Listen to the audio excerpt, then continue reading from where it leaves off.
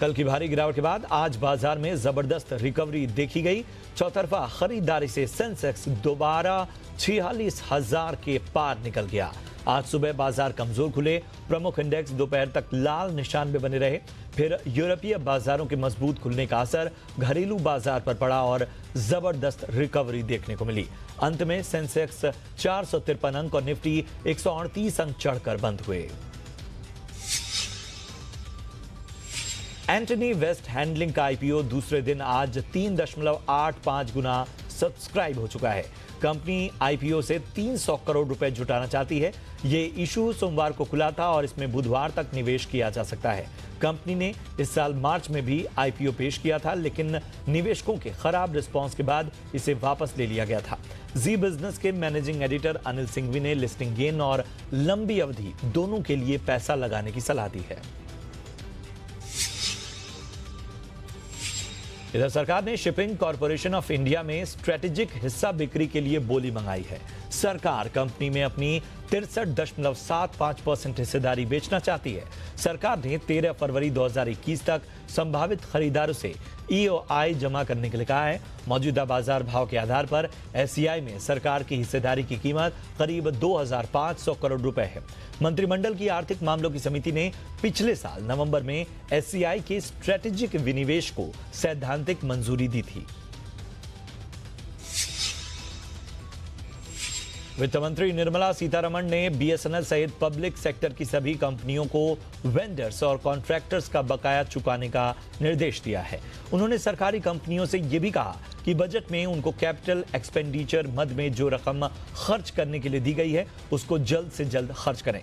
उन्होंने ये बातें Bangalore chamber of industries and commerce के साथ बातचीत में कही। टेलीकॉम इक्विपमेंट मुहैया कराने वाली एक कंपनी के प्रतिनिधि ने शिकायत करते हुए कहा था कि बीएसएनएल एसएमई के बकाये का भुगतान नहीं कर रही है।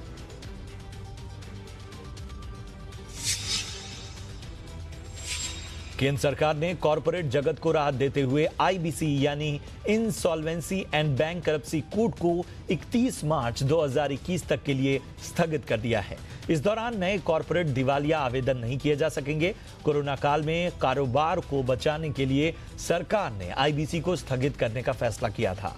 शुरुआत में एक अध्यादेश के जरिए 6 महीनों के आईबीसी को स्थगित किया गया था।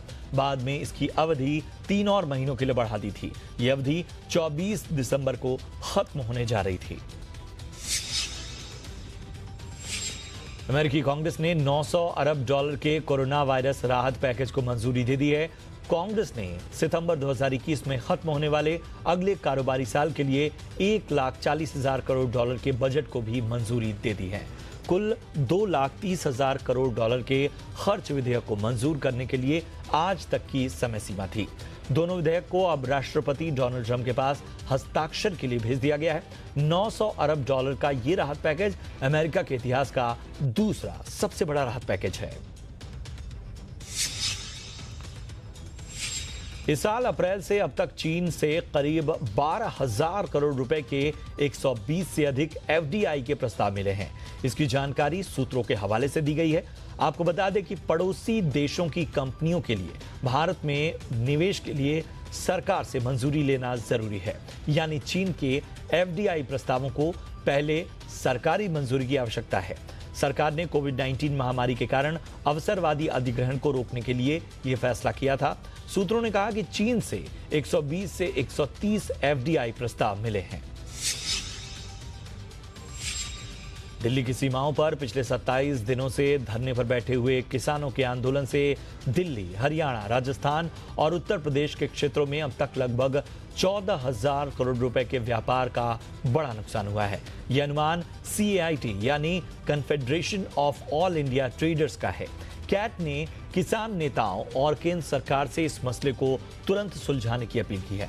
कैट के मुताबिक आंदोलन के कारण करीब 20% ट्रक देश के अन्य राज्यों से दिल्ली नहीं आ पा रहे हैं। इस वजह से दिल्ली से अन्य राज्यों को भेजे जाने वाले सामान पर काफी असर पड़ रहा है। विप्रो के कर्मचारी अब अगले साल अप्रैल तक घर से ही काम कर सकेंगे।